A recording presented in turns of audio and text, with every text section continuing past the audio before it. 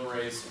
Originally, the context of that was to look at dredging and what dredging could accomplish within the mill race. One of the issues being some of the low water experienced in 2012 in the mill race, and then the ongoing flooding issues in the mill race.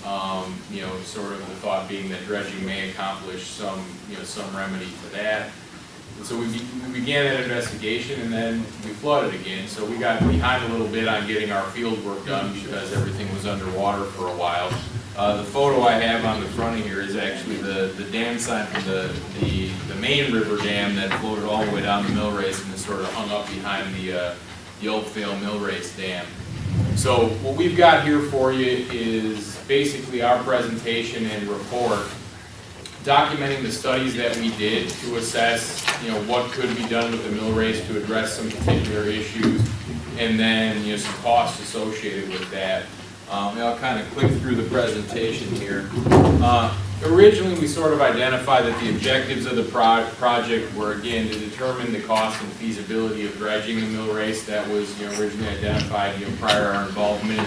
I think additionally assess some whatever other limitations related to the mill race were present, and then explore options to accomplish improvements to the mill race in Island Park. I know you guys have been working with another consultant we've had some touches with on some overall plans, master planning for the park. We tried to take that into account and have our sort of flow with that and not be sort of obtrusive to that plan.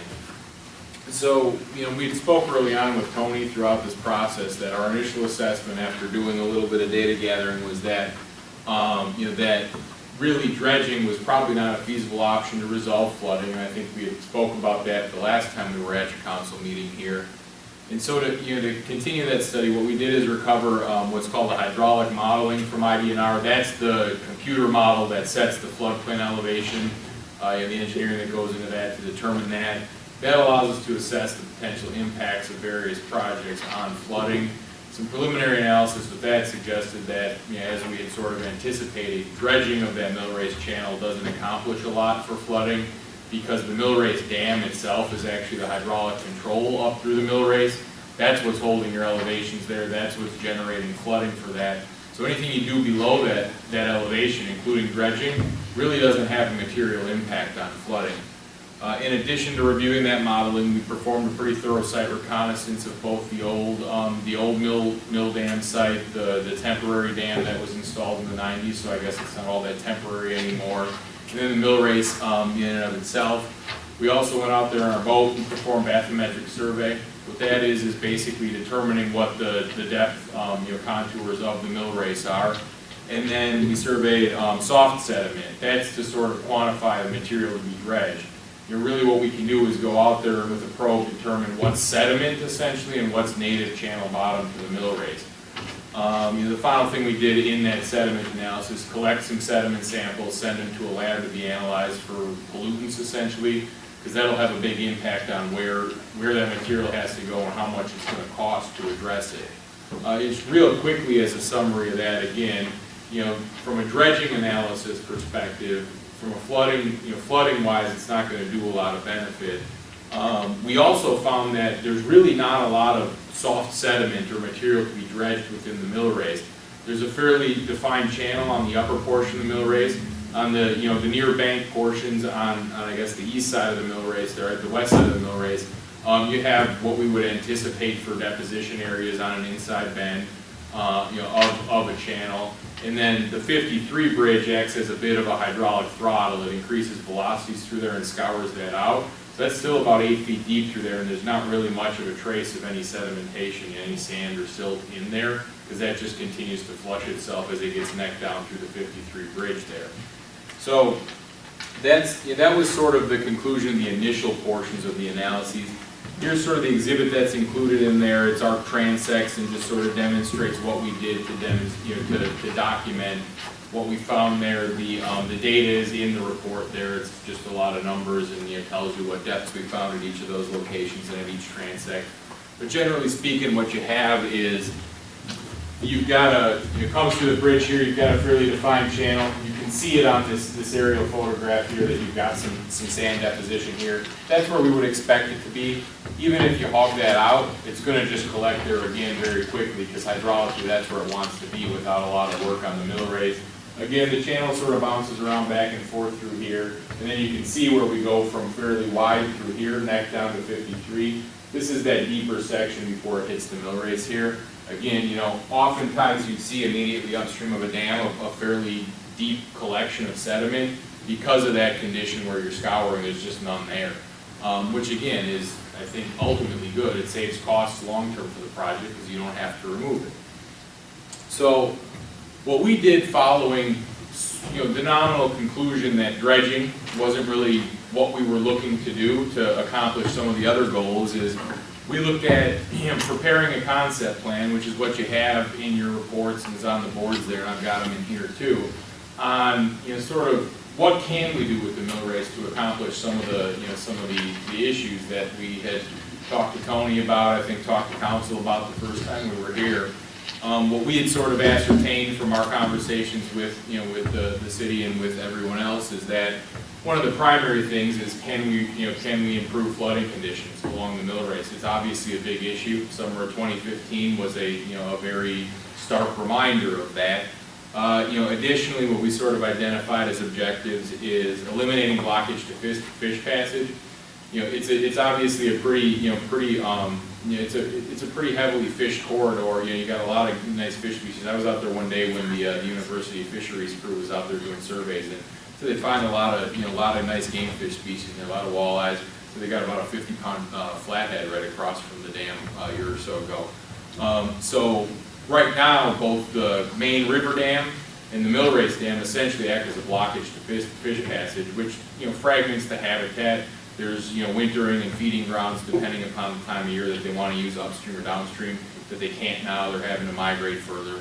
Again, obviously there's still plenty of fish in the river, but at the same time can improve conditions for those.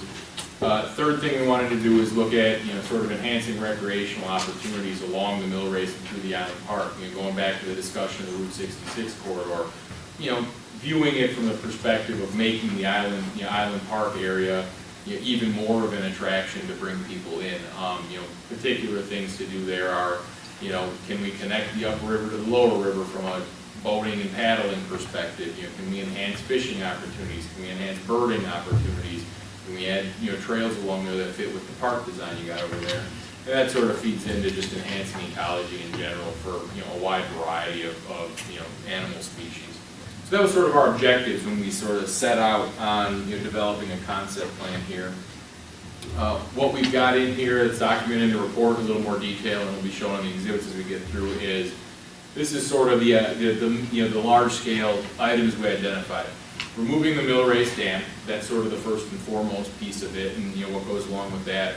Installation of what we're calling stone riffles, but basically what that does is take that 8-foot drop, 8-9-foot drop that the dam is now, spread that out over 3 to 6, say, smaller drops that allow for boating passage, fish passage, add a lot more aesthetic value along the reach instead of being that one big blockage that causes safety concerns, that that blocks fish, that doesn't allow for access from the upper to lower river.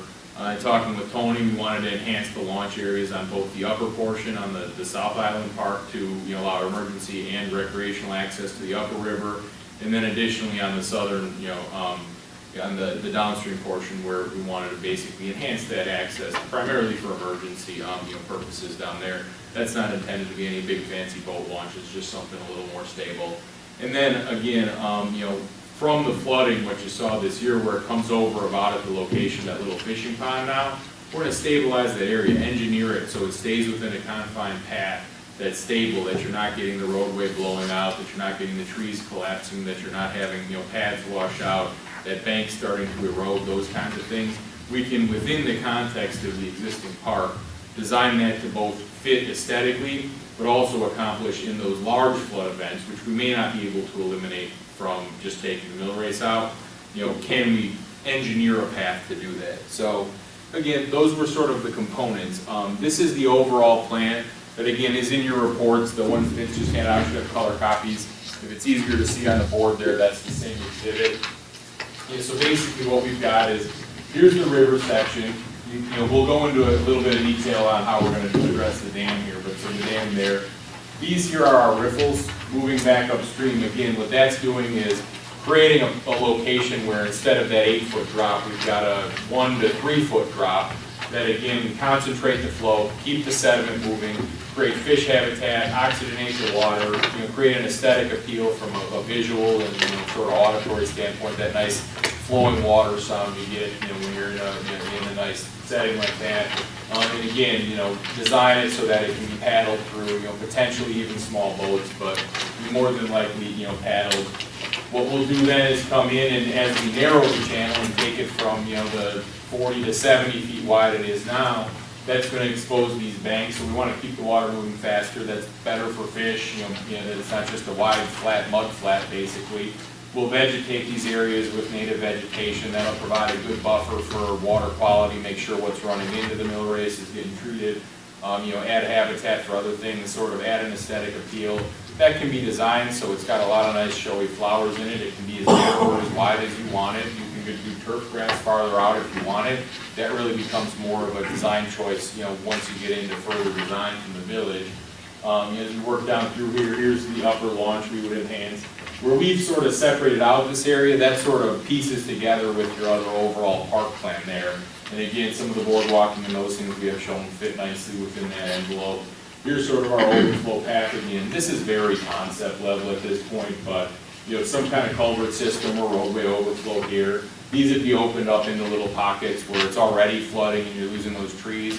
We create a little boardwalk system over this potentially. Again, a lot of options through there. And then as we bring it down over the parking area where it's eroding down that steeper bank there, we bring in some kind of stabilization there. That could be as simple as rock. It could be something like an interplanted block, you know, or something where you wanted to keep it aesthetic. Part of that will be, you know, sort of a balanced and final design where we'll determine how much benefit we get from the mill race from a flooding perspective, from removing the dam, and then, you know, back into, you know, how armored that needs to be if we can eliminate it. So these are just, you know, they don't show up well, I guess, here. Hopefully on your plans they do, but sort of just cross sections where, again, we've got the little paddler in here and so some of these wetland areas. In the lower river, the lower mill race section, sort of north of the dam there, it is fairly steep, so we'll probably have to do some kind of engineered shoreline there. That could be a sheet pile, it could be a rock wall. The gabion baskets is what we call them, but basically it's like the chain link fence with rock in it. Those can be done in a fashion so it's interplanted, so it fits in there, or you can keep it just relatively industrial and more cost effective. Again, sort of hard to see on here, but this represents the old dam. The top line here is sort of what we see as the 100-year condition as the floodplain elevation. And what you can see is by removing the dam, this dashed line underneath here, that shows the benefit we get in removing the dam. That's for the 100-year condition. So you can see we got, you know, 1 to 2 feet of benefit for that higher level condition. The lower the flooding event, the more that increases. You know, in the 10-year event, I think we were at, you know, around 3 to 4 feet in some stretches of that. Yeah, right now we haven't done the analysis in enough detail and recovered rainfall data from your summer of 2015 flooding to know whether that could have been prevented, but it's right on the border of where we may have been able to prevent that from even occurring by just removing the dam. So that gets to the question of removing the dam, which is going to be the hard part of this. So I got a question. Sure. Okay, you're removing the dam, the big dam? No, not the main river dam, the mill race dam. At the Yep. mill race Yep. dam? Yeah. Okay, you want to eliminate that. Then is the mill race going to end up drying up? No, what we're gonna do is take that big wide mill race channel, right, that's 70 Yeah, I feet got a wide or house so. right out. Yeah, and so what we would do is engineer that out, so we've got, you know, a narrower channel that's You're conveying the gonna same shrink it amount of flow. Yeah, it'll be a narrower channel. Okay. It'll be moving a little faster as we create what we've called riffles, or whatever you wanna call them on there. You know, that'll concentrate that, we've got little pools underneath there. It'll be more like a flowing stream instead of most of the times it's either flooded or it's just sort of a backwater stagnant area. It'll become more of a stream. Now again, realistically for someone living on it, you are gonna have a wider vegetated buffer between your property and the actual water itself. But from an overall perspective, you'll have a much healthier situation. You know, I do a lot of fishing. Each of those little riffles, instead of just having that one little hole everyone fishes at down at the end of the mill race, you're gonna have 5 of them along there. You can spread people out. Each of them's gonna hold a lot of bass and stuff. And again, you know, from our estimation, it improves the reach quite a bit. For the mill race itself, obviously, yeah, it'll get narrowed. You know, from the mill race itself, you know, obviously there's a lot of engineering that will need to go into removing a dam of that size. We've got a couple of options. The main confining, you know, factor, the biggest hurdle we're going to face is those existing power poles towards the end of the enhanced parking lot down there. Those will have to be addressed. You know, we talked to Tony a little bit. We could remove them and just, you know, span that line. And that's what our option B here is where we would take that and just sort of grade this out, widen this through here, a little island here, and whatever we decide that needs to look like, but basically span the poles across there. If that becomes either cost prohibitive or ComEd just doesn't want to work with us, we look at keeping it fairly narrow through here and doing some shoring around the base of that just to make sure it's stable. Either way, looking at the profile, it's going to be functional. That's sort of a future design decision. From our perspective, ideal would be able to widen it out, take away a little bit of the safety hazard, because that confined area really pushes the water through there. And so from a safety perspective, that's where your hazard is coming from. If we can widen that out, again, creates a nice little overlook area, flattens the water out a little bit, makes it a little more feasible to work with.